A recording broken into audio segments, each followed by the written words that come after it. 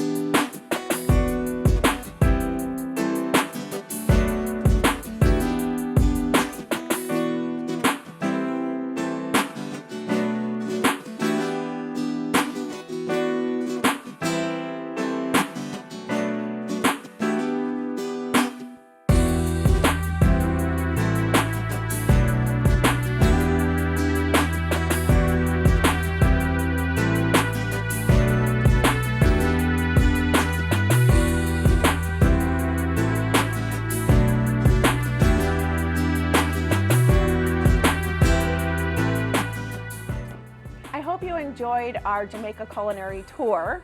If you ever make it to Jamaica, don't hesitate to take that tour. Like I said, they have bus tours, they have walking tours, and it's definitely an interesting way to find out about the history and culture and the food of Jamaica, which is one of my favorite things. If this is your first time to our channel, please don't forget to subscribe. We have more videos coming up from our Caribbean adventures. With Caribbean Wayz, we will show you the ways. Caribbean Wayz, Caribbean Wayz, Caribbean Wayz.